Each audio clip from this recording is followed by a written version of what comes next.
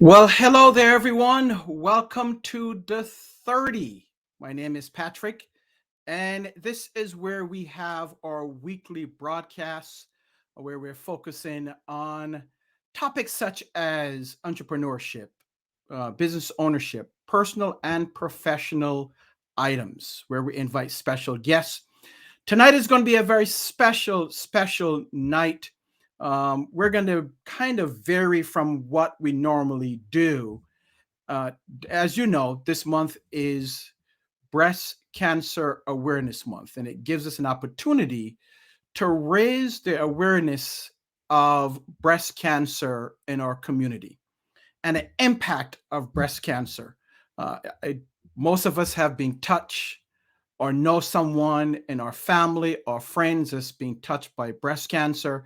So we wanted to take this opportunity to really focus on it. I was talking to my team a couple of weeks ago, and I told them we need to do something to help raise awareness about breast cancer and its impact. And I reached out to some friends of mine, and they reached out to some other people, and here we go, right? So we are going to have a discussion.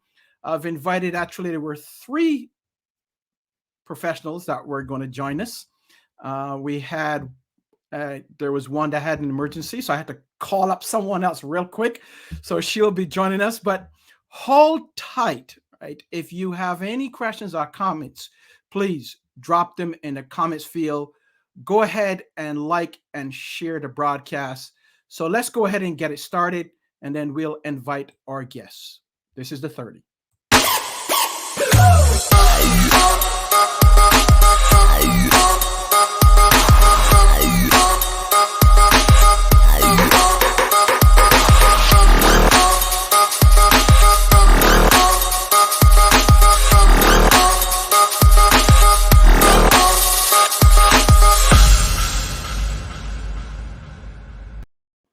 Again, we welcome you to the 30. My name is Patrick. I am your host, and we do this each and every week where we highlight something very interesting that appeals to you, our guests, our viewers. So thank you for watching once again. If this is your first time, a very special welcome to you and a great thank you for giving us the opportunity to come into your home or wherever you are.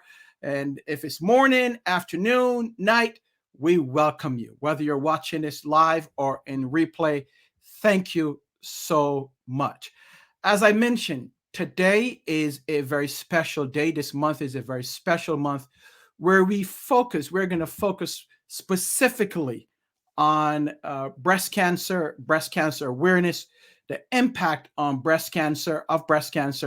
And I have two guests right now. They'll be joining us, and I'm going to bring them in. And we're going to have a third guest. So I'm going to bring our two guests in and have them basically introduce themselves to you, our viewers. Ladies, hello. Hi. Thank you so much for having us. Thank you. Not a problem. Thank you for being here. I appreciate you answering the call. No problem. This is an honor. All right. And Andrea Calloway, she was going to be our guest, but she had an emergency, a late emergency, so she had to step away. And I'm going to have another guest join us who's going to take her place, but well, at least no one can take Andrea's place. Right. But she'll be with us shortly. So go ahead and introduce yourselves and you want to go tell first? Our viewers, sure, but tell our viewers who you are and what you do. Would that be me first? Sure. Okay. My name is Pamela Walker. I am a registered nurse. I work at Strong Memorial Hospital, Galsano Children's Hospital at Strong, in the neonatal intensive care unit. I've been a registered nurse there for 32 years as of August 13th. I've been an assistant nurse manager for 22 years, and I actually was just recently promoted to a senior assistant nurse manager role in August. So I'm trying to find my way in that role. That's very new to me. I got to give you 2 thumbs up there. Yay, I'll take that. Great I'll job. take that. Great job. And I'm also actually a member of the Rochester Black Nurses Association. I'm one of the founding members, along with Jemiah. All right. And more importantly, yes. Right. And she have a unique story, a testimony, being a breast cancer survivor. So we're going to talk about that shortly, come back and give you an opportunity to really speak about that and how that has impacted your life and your purpose as you're moving forward. Absolutely. Jemiah, you're up. Thank you. Thank you so much. I'm Jemiah Hewitt. I am a registered nurse, a nurse overall for over 15 years, having began my career as a CNA, then LPN, then associates and the bachelor's, and now a master's prepared nurse. My passion, as you see, is in nursing. I have a desire overall. The reason why I became a nurse is for women and maternal health. I have a passion to see women well and whole and healthy.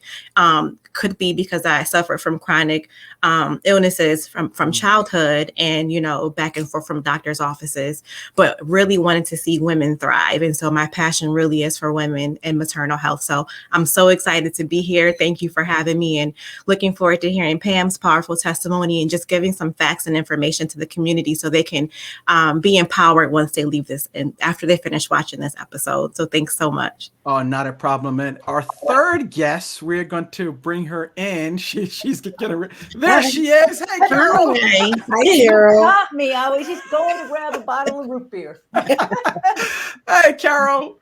Thanks for joining us. I reached out to Carol and said, "Hey, Carol, can you join us?" And Carol and I have a relationship. But she has also a very powerful testimony, being a cancer survivor as well. So we're going to talk about that. Carol, go ahead and introduce yourself, please. Yeah, well, I'm glad to be joining these ladies and yourself. I mean, wellness is my DNA, so I love that about it. So I, by professional, I am a licensed clinical social worker. I've spent 30 years working in behavioral health and teaching stress management. And then in 2019, I was diagnosed with cancer and ended up turning out it was stage 3. So had to go through that cancer journey. And, just really felt like God gave me this lesson to share with other people, because my background is stress management and giving people the tools to just really have a calmer cancer journey. Yeah, absolutely. Great. Thank you, Pam. Thank you, Jemiah. Carol, thank you so much for just stepping in. Let's talk about your experience. So we talk about going to school, your journey, but specifically, tell us why you got into women's health or healthcare as a whole. Pam? So if I had not been first, I might have remembered to tell you like why I got into nursing is, okay. Because it's been my passion to want to see others do well, take care. I have a passion in my heart to take care of others, to look out for others. It's just been something that I've done for so many years. And I too have done the same. I've been a CNA. I actually didn't pass my boards the first couple times. And so I was an LPN. I've done the whole gamut, and then been a nurse and graduated in 1986 from U of L College. For me, it just was a passion to want to be there for others. It's something I still do now. Who would have known after going through my bout of cancer? I too have I'm a 6-year survivor, so I'm really proud of that. It's stage 2. And so I'm blessed to be in this place. That's right. Awesome. I'm just right. to be here. Awesome. Jemiah, let's talk about your experience. What prompted you to get into the healthcare field? Sure. So one intimate story in particular is with my grandmother. I'm very, very close with her, and she was diagnosed with breast cancer when I was a young child. And so just watching her endure and go through chemo and radiation and the mastectomy process, and you know how strong she was, her level of strength, and how her doctors always were amazed at how strong she was and her faith in God. And she never allowed herself to get defeated. And it was something that I just admired, and how well she was taken care of by her medical team. So that was the first, because before I had absolutely no desire. I wanted to be a lawyer. And Patrick, you know me, I probably would have made a phenomenal lawyer. And you too, Pam. Yes, you would. Just saying, And so but you know, being around it.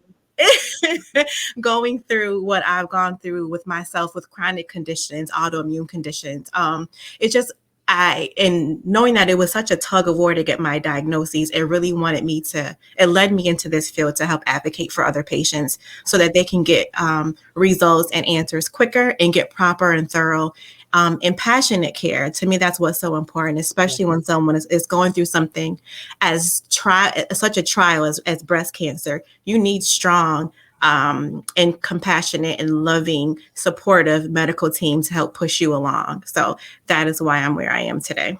Thank you. Thank you. Thank you, Jemiah. Carol? Well, it's interesting, but I think it's in my DNA. My dad was a doctor, and he was way ahead of his time. I've discovered that they would have called him a functional medicine doctor these days, but he actually practiced in, of course, the 50s and the 60s. And, I lost my dad to cancer when I was just 14. And,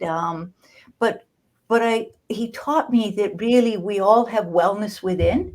And it's just really, my passion is just helping people discover that and have, I think of it like David, he says he didn't carve, the statue. Michelangelo didn't carve David. He released him from the stone. And I have the same belief that we all have wellness inside, and we just need to be able to release it, given access to the right people and resources and tools to do that. Yes, access and resources is huge. I totally agree with that, Carol. That's great. That's awesome. Now let's talk about Carol. I know your cancer is a little bit, or was a little bit different than Pamela's and Jemiah's grandmother. Let's talk with Pam. You're a 6-year survivor. So let's talk about specifically your testimony and your journey. When you heard the word C, what was your initial reaction? One of shock. I will say one of shock. My story is really fairly deep in that just 9 months before my diagnosis, my best friend of 26 years was diagnosed with colon cancer. So to be honest with you, when I discovered that lump, I put it on the ignore button for a second. I really thought in my heart, it couldn't be me too. Like, even though hers was colon cancer, I'm like, oh, well, that must be just because. And I recall why I found it and all the things. And when I went in and saw the doctors, and they kept pushing one appointment after the next, let's do your mammogram. Okay. I just didn't think anything of it. I was willing to have my mammogram next week instead of tomorrow. And I got the phone call, we want to see you tomorrow. So I went with those things. But when she said, we're going to do a biopsy, and we don't normally do those unless we have a little bit of concern. I think the light didn't come on until she said that. And so for me, I thought, I'm not going to claim it. I spoke to my family, some of my family, immediate family, parents, and my husband. I said, we're just going to wait. We have to wait 24 hours. And she was right on the nose. In 24 hours, I got the phone call, and she told me that it was stage 2. And it did. My heart dropped for a good few minutes because my girlfriend's diagnosis, while not breast cancer, was stage 4. And so she didn't have at all the same options that I had. And her fight was remarkably different. But she told me stage 2, and I couldn't hear anything else after that. Like, she probably talked to me for 15 more minutes. The only thing I heard was stage 2, it's treatable. I heard treatable, and I thought, okay, I need to rise above, because even if she hadn't said that, my next thing is, well, what do I do next? Where do I dig deep and gain that strength, because I've always been a nurse taking care of someone else. And now who's going to take care of me in addition to me? And so I had that moment of, what do I do? I said, well, everybody that you tell, you're going to tell them with strength in your heart. I cried by myself for a little bit. And then when I called and talked to my family, I did it with, there's a lot of treatment out there, and I'm going to fight. I'm going to fight. And if you say you fight with me and you believe in me and you know how passionate I am about the things that I do as a person and a passion in my heart, then you know that I'm going to give this a fight. I have a girlfriend who was fighting along with me. We looked at each other and said, we're going to fight. And this is what we're going to do. So for me, it was all about the fight. And it was unfortunate that I had a couple of people around me in addition to her who were also fighting cancer. So it was tough for a minute. I thank God daily, if not hourly some days, that, there's got to be a reason I'm still on this platform, because anyone that I'm also talking about didn't have that same platform. She was diagnosed, and just 2 weeks before me, her husband was diagnosed, and both of them are gone now. Her 5 years ago, just Sunday, the 26th, and her husband 5 years ago before her in March of 2016. So for me, there's got to be a reason I'm still here. Absolutely. I have to be here. I was her caretaker. I helped see her through. I wasn't the only caretaker, but I was there because I needed to gain her strength, because she believed that God has a plan, and God always has a plan. So I had to figure that my plan must be this. I need to be on this platform. I need to gain that strength. Absolutely. It was a long journey, but I'm so happy to have these 6 years here behind me. I'm sure Carol can probably even understand. It's quite a journey. It really is. I thank God that you are 6 years in. So we're thankful for that. And I know that you have a purpose. So we're going to come back and talk about that shortly. Carol, what about you? When you heard initial diagnosis, what was your response?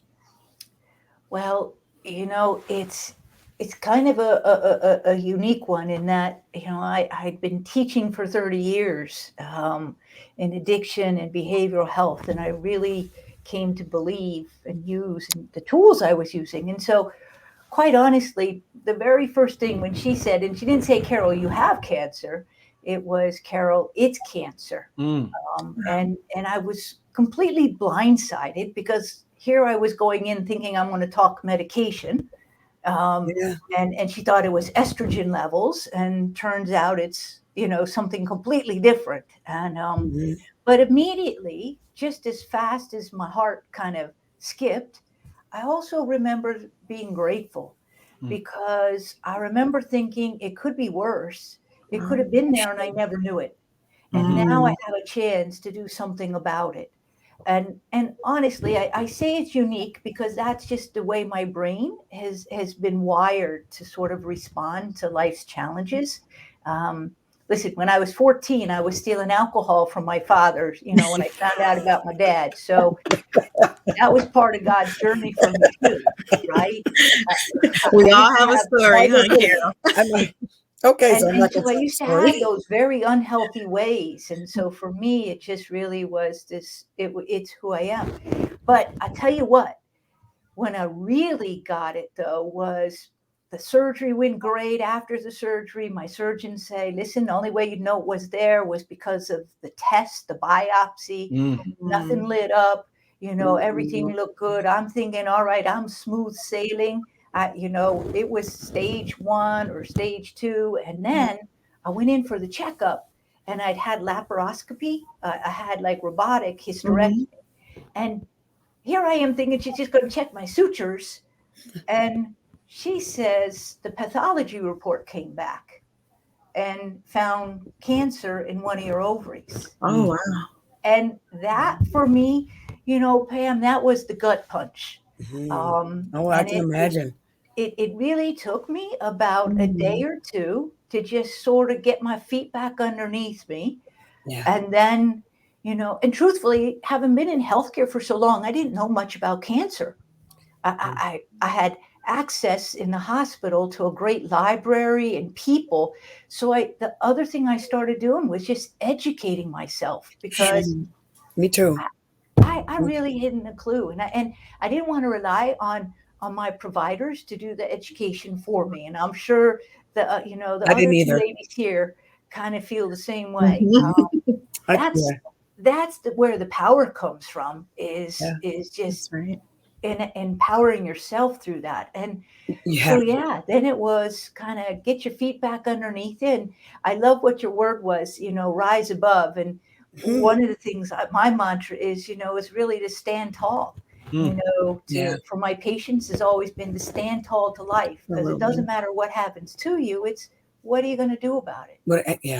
I agree. That's I good, Carol. will tell you that when I went to school, when I was in college, I did have in my junior year, I did an internship in oncology. So the irony of this coming full circle for me, when I applied at Strong, I wanted oncology or NICU, which are very different. Yes. But I can tell you that since the cancer, whenever I can speak to others and I can be there, I'm a phone call away. Anything that will uplift someone else, because my girlfriend uplifted me when she didn't have that option, when she knew she was going to, for lack of better wording, lose that battle. Wow. She lifted me, so I always lift the next person. That's awesome. Wow. And Carol, I was watching your program earlier, and you have a unique story, and I didn't know this about you, is that your sister was also diagnosed with breast cancer. Yeah. My sister's a breast cancer survivor. I think it is now 4 years ago, had a mastectomy. And what's really interesting about my sister, you all will appreciate this, is that all of her life she was kind of the alternative kind of medicine and treatment approach. And when it came down to her cancer, she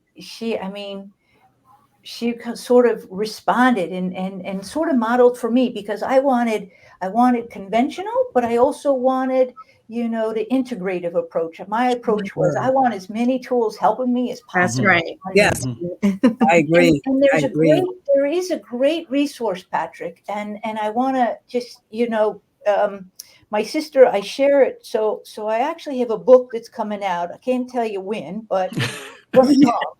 My hope was December, but actually we're not going to do it in December. But there's a great resource, and it's called Naturopathic Oncology.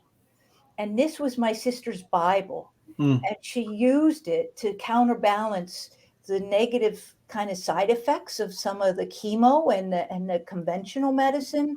Sure. With sort of, the holistic part. And for me too, that was an important part of my journey. Can I mitigate the unintended consequence of the chemo that I'm taking in order to kind of kill those little cancer cells? And it was a great book. And to this day, it has served her like her Bible. And it's just kind of using nature's way, and sort of, I think of it as God's way. Doctors and medicine is that knowledge is there because of God. Yes. That's we true. also have this That's so true. and it's just putting the two together. Absolutely. Awesome. So Jemiah, I'm going to come to you and talk about some numbers. Let me just put here, Dr. Conyers, Dr. Yvette says she's happy to listen in tonight, so that's good. She's our president of the Rochester Association. All right. Thanks, Miss Prez. Thank you so much. If you have a question or comment for our guests, hit them up in the comments box, and we'll make sure that we put it up. We're We are at 25 minutes in Oh my now, and goodness. this is still going. I told them it's going to You too. go quickly. And we So- can keep going. The kids will be You fine. did say it. You said All it. right. This Yes. is good So because Jemiah, we want to go over some numbers. That's so important. please do. tonight. Please Yes. do. Go And ahead. so the one thing that we want to make sure we talk about is breast cancer is the most common cancer in America among women. And so we want to ensure that what a couple of takeaways that women empower themselves to help mitigate a cancer diagnosis or catch it early. Early detection is super important. So there's a 1 in 8 chance that a woman will develop breast cancer. A 1 in 8 chance. So if you're in a room with 8 women, one of those 8 women will develop breast cancer at some point. But the good news is 7 out of 8 will not. So that we, glass half full, right? That's what we want to go with. In 2021, there will be 281,000 new cases of invasive breast cancer diagnosed among women in the U.S. alone. Okay, about 43,000 of those women will die from breast cancer. And so breast cancer is the second leading cause of death in cancer among women, with lung cancer being the very first. And there's 3.8 million breast cancer survivors in the U.S. as we speak. Praise God. Some of the risks, yes, praise God, Elder Patrick. Some of the risk factors for breast cancer include consuming large amounts of dairy products, hair dye, smoking, alcohol, oral contraceptives, hormone replacement therapy. Even stress can increase your rate or your chance of developing breast cancer. Anything that alters the immune system, so that your immune system response, will aggravate and trigger those cancer cells, which will then establish themselves in your body. And so we want to ensure that we are practicing mental health, right? That we're taking the time for ourselves to give ourselves self-care, that we're getting proper rest, that we're eating a healthy diet. Even breastfeeding decreases our risk of developing breast cancer. So there's different things out there, but most importantly, we hear our physician and our providers say all the time, eat healthy, stay active, and those things really are important. And so if we can continue to do that and encourage one another with that, that is so important, myself included. So let's move forward to preventative measures. We encourage women to perform self-breast exams on a monthly basis. And so the best time to do that is 7 to 10 days after your menstruation. And that's when your hormone levels start to balance out. And so you will raise your arm. It's best to do it in the shower. And you, Elder Patrick, I'm sorry, but That's okay. You asked for this. Go ahead. And so you're going to you'll raise your arm, and then you'll just start to feel from your breast, right? And you can go in from your under your arm and move down and out. Know the anatomy of your breast. You want to look for any lumps, any dimples, any discharge, any discoloration, redness, any pain. These things are critical to catching breast cancer early on, so you can get proper treatment to increase your chances of continuing to live and thrive. So we're looking for the look, the feel, and the appearance and any discharge from your breast. And then we want to talk about, so if it's caught early, the 5-year survival rate for breast cancer, if it's caught early, is 99%.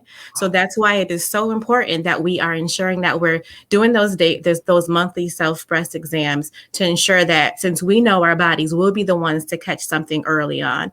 And then also taking it a step further and ensuring that we're having our annual exams with our GYN providers on an annual basis once a year. You're going to get that breast exam, that breast screening, along with your pelvic exam to help decrease or to catch anything at early enough so you can continue on for treatment if necessary.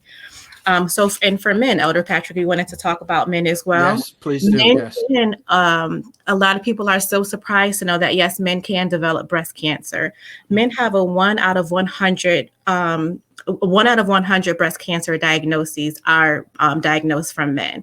And so again, 1 out of 100. So 1 out of 8 for women, out of 100 for men, which is still a pretty high rate if you think about that. Risk factors for men include getting older. God, Oh boy. that's, Oh boy. that's a good one, huh? That's a good one. We're Like not getting older. you're blessing God for getting older, but at the same time, it's like, oh, you're okay. Genetic mutations can be a concern as well. If there's a family history of breast cancer, if a man has had radiation therapy to the chest, so say someone's ever had lung cancer or throat cancer, any radiation to the chest can increase the risk of breast cancer development. Liver disease increases the risk. Overweight and obesity increases risk.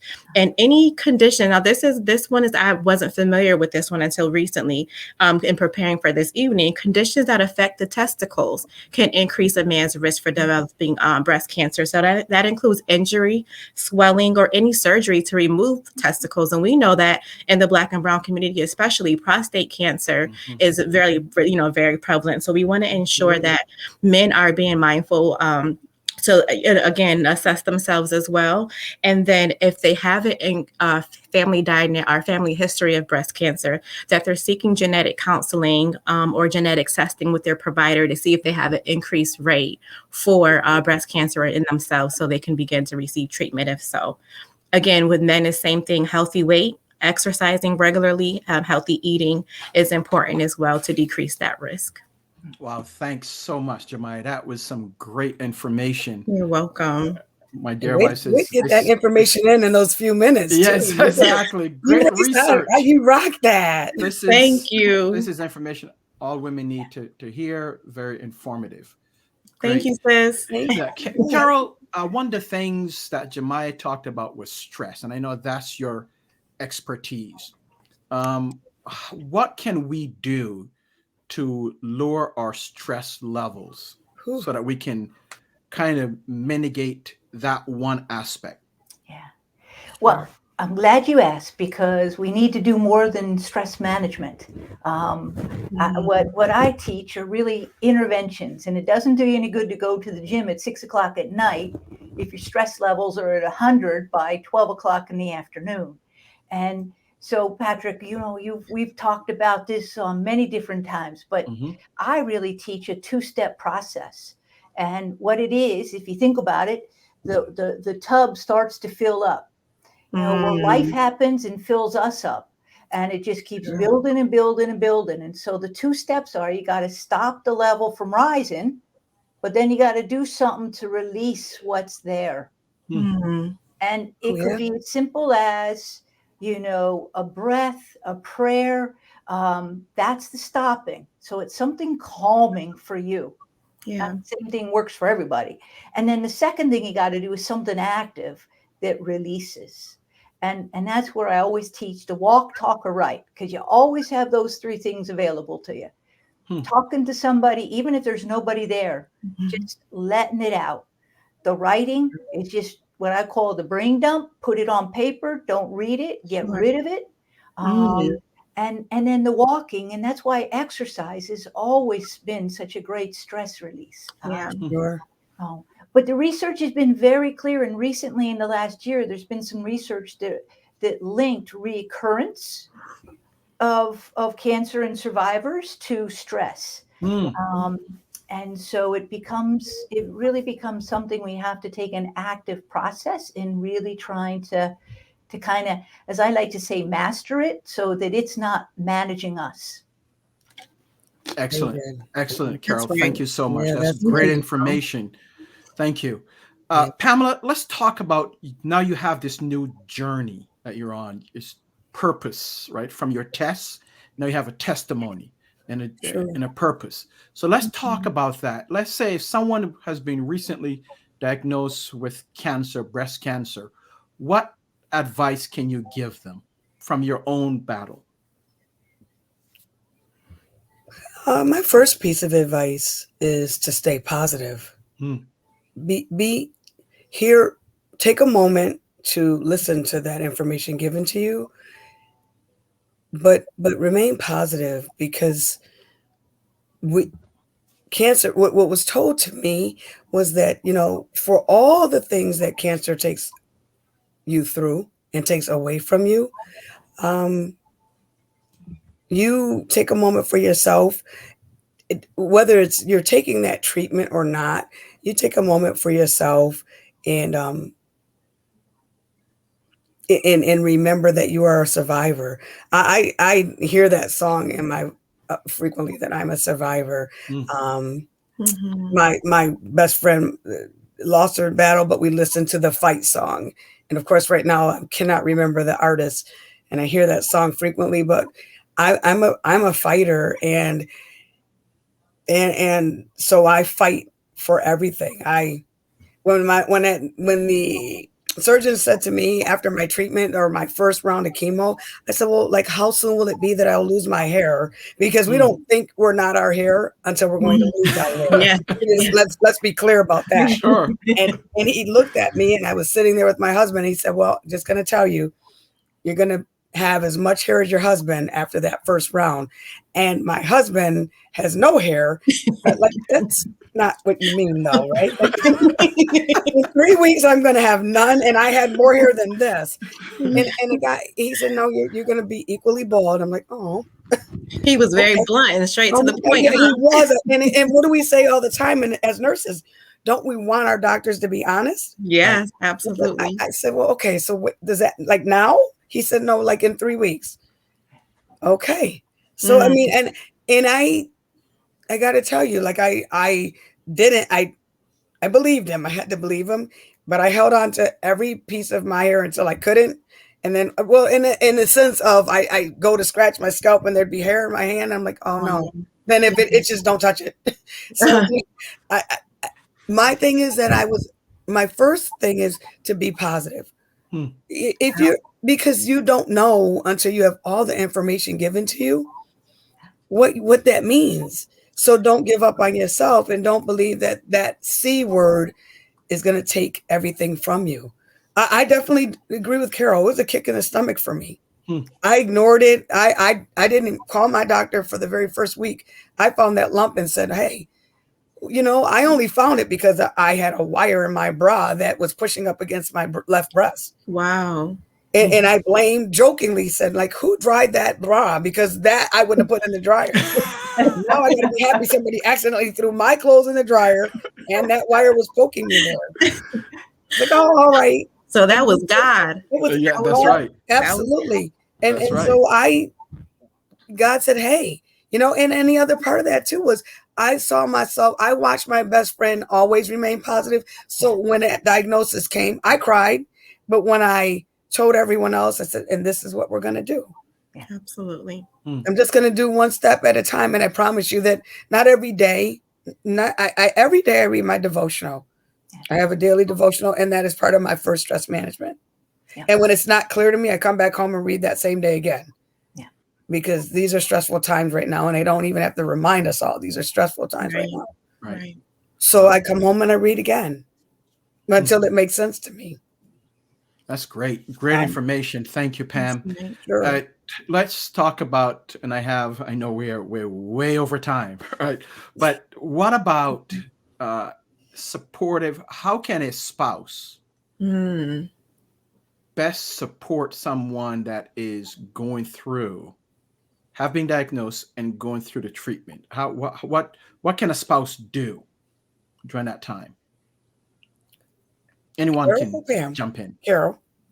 Well, you know what? I think a spouse or anybody, is one, don't take it personal. If I'm having a bad day and it happens to come out a little bit on you, don't take it personal. Yeah. And recognize that if I might come across as angry, I'm not angry at you. I just might have that anger that's just built up to here and it's spilling out my mouth on you. But I think a spouse or anybody, Patrick, I think the one thing not to say to somebody is, I'm sorry. I'm so sorry. I used to say to people, I tell them, I'm so sorry. And I say, well, I'm not, I feel grateful. Because at least now I know it's there and could do something. And got it. The most important thing, I think, and this goes back to my mental health, training and working with people, is just saying, I'm here if you need me. And I will chime in and say that my husband said that to me. Yeah. What do I do and what do we need to do next? Yeah, I think that's it. Asking rather than your husband telling you, Pam, he was, Yes. kind of asking you. And I think that's really, don't think for other people. Ask. Yeah. What can I do that would be supportive for you? Sure. Exactly what he said. And he saw the look on my face and he said, we're gonna do this. We're gonna do it because you can do it. Awesome. And whenever you have to tell me when to kick in. I love that you mentioned, Carol, to not always saying I'm so sorry. That's my go-to phrase. And it is so genuine and so sincere. It's like, because you're so sorry that the person is going through that. However, knowing that not everyone receives things differently, and hearing that you want to say, okay, what can I do for you? And let's, go in the trenches with me. That is powerful. And it really resonates with me to make sure that I do make myself available, but you don't always want to hear that pity party. You want to hear that encouragement and, have someone push you and encourage you. So yeah, Jemima, you know what? I used to say I'm sorry a lot in my life until somebody said to me, Carol, why are you saying you're sorry? You didn't do it. And it was like, oh. And so what I realized, and I really would teach this, and I kind of believe it and live it, is when somebody has passed away, I don't say I'm sorry. I say I'm saddened, because that's the real emotion. Yeah. I'm saddened for your loss, instead of sorry, because I didn't create the loss. Right. And to me, that's interesting. That's powerful. Good. Yeah, I like that. That's great, Carol. I'm sorry for so many losses. I'm thinking, wow. You feel more connected to somebody, because they're like, oh my God, this person has feelings too. Absolutely. And so it's connecting on a more emotional level than that other level, if that helps you understand it. It absolutely does. Thank you. I love that. You're welcome. That's great. Yeah. All right. We can go on and on. I know. I thank you so very much. Any last words? So I'm going to start with Jemima, and then we'll go to Pam, and then we'll come to Carol. Jemima? Yes, I just want to reiterate. Obviously, I haven't gone through what these women have gone through. So just from a nursing perspective, from a caregiver's perspective, the most important thing is to reiterate early detection and screening. So please ensure, women, that you are, as busy as we get, our lives can get so hectic, but you wake up 1 second and the next second is time for bed. But that's how busy our days are. But still, please make sure that you're scheduling in that 10 to 15 minute self-breast exam just once a month.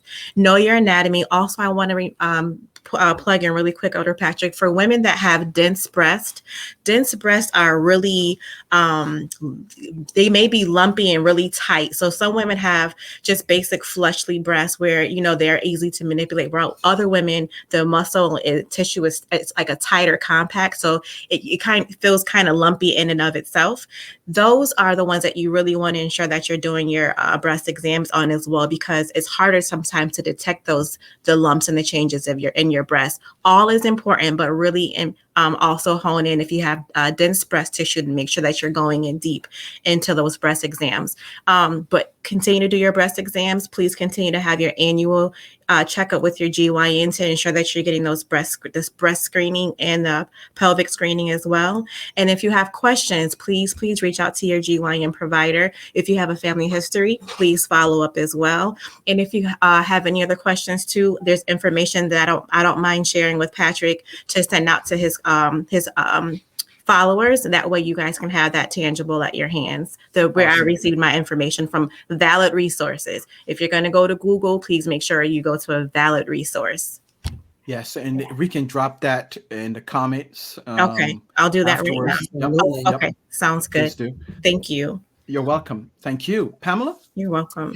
Actually, Jemima said so much that I'm thinking right there was my next go-to. Seriously, that checking, just to remember to check on self-checking, and we are caregivers, right? So just from a nursing perspective, as a caregiver, don't forget to care about yourself.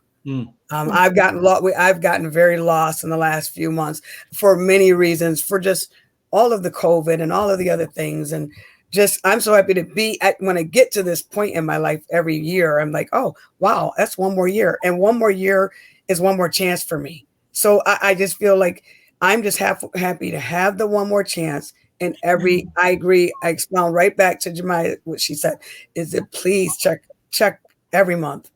I probably am a little bit more obsessive about it, but I think I check more frequently because cancer is something that is a history in my family. Not breast, but other cancers. So for me, every test that I'm supposed to be there for, I'm there. So if you have anything you're supposed to have done, do it. Every test, your colonoscopy, your breast, your self-check. I honest to God, I can't tell you that. Prostate, all those things that you're supposed to check, stay on top of it. Agreed. Awesome. Great. Thank you, Pam. Much appreciated. Carol, last words? Yeah. My last words are just, to encourage people that really it doesn't matter what the doctor tells you, your chances are, what your stage is, that is as long as you have, the hope. And if you don't have the hope, find somebody to surround you that does. Yes. Very good. Because that is, there are so many people that are stage 4, had 4% chance of survival, and they're cancer free, today. Yeah. And if I could just put in a little plug, Patrick, for plug away, Carol, plug away. Because that was what I was just taping before you sent me this little message about hopping on with you. And, so it's actually a TV show that comes out of Princeton Television, and it's called I Am Not Cancer. And my mission is to inspire, inform, and empower people, with having professionals on. And actually, I'm going to have to get these couple ladies on talking on the show because they are a great resource. Thank you, Ms. Carol. Thank you so much. And people can catch past episodes at the IamNotCancer.live. Awesome. I am not cancer. I would definitely look for it. Yeah. Great. And Carol has been an advocate for a very long time. Great person. The secret to Carol here is she has how many books now? About 25 books, all about stress and stress management. And so she lives what she speaks. That's awesome. Thank you so much, Ms. Carol. Absolutely. Well, thank you, ladies, too. I've just learned so much listening to you. I think the more voices that we put out there, the louder the hope can be. Yes. I so agree with that. Yes. I so agree with that. Yeah. Well, ladies, thank you so very much. This was extremely helpful. I'm glad that we decided to do this in terms of the impact. So thank you for all your wisdom. Pam, keep fighting a good fight. Remember, this is your purpose. This is your purpose, right? Yes. Keep speaking it. And Carol, as always, you know how I feel about you. So just keep on. And sis, Jemiah, you with all the stats and everything. Love it. Yes. Love it. So thank you. Just keep doing what you're doing. We all have a role to play. Yeah. It's like a pizza. We all have a slice, right? So if we just stay in our lane, have that slice, then we'll be complete. So just continue doing what you're doing. Keep fighting the good fight. And yes, I just want to thank you so very much for being here. Thank you. Again, our co-pastor saying thank you very much. Very informative and timely. Pastor Tina, thank you so very much. So thank you. Ladies, thank you once again. Jemiah, do you have any information that you want to drop if someone wants to get a hold of you? Oh, sure. So I'm going to put my RBNA email address in the chat box. Our sister Deidre, we love you, Deidre. Well, thank you. Thank you, Deidre. So you'll put that in the chat box. Pamela, any contact information that I can put mine in there too. Awesome. And I'm also going to put the link to the National Breast Cancer Foundation. That's nationalbreastcancer.org. And the link, and that's where we can get a lot of that information from for the men and women. That's nationalbreastcancer.org. In the chat box as well. Awesome. Great information. Thank you. Oh, and then the CDC, I'm sorry, one more for the men. I'm so sorry.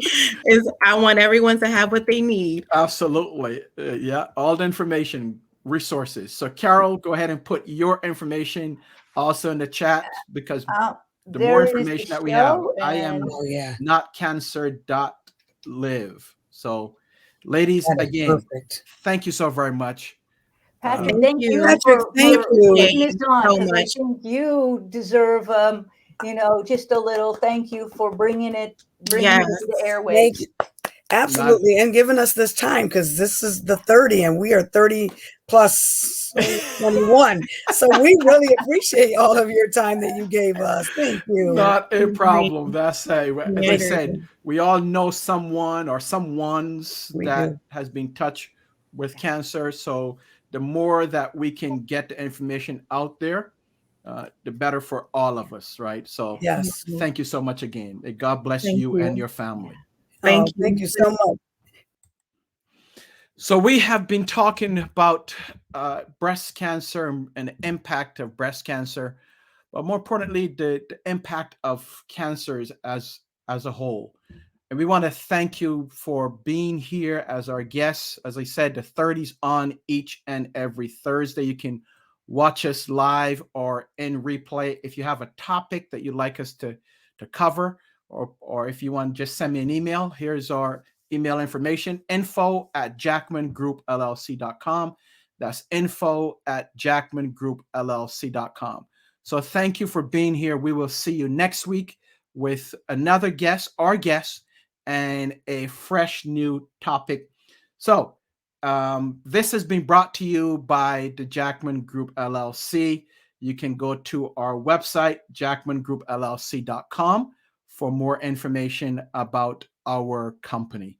If you would like to sponsor the 30, you can also send me an email, info@jackmangroupllc.com. Until next week, may God bless you and your family. We'll see you then.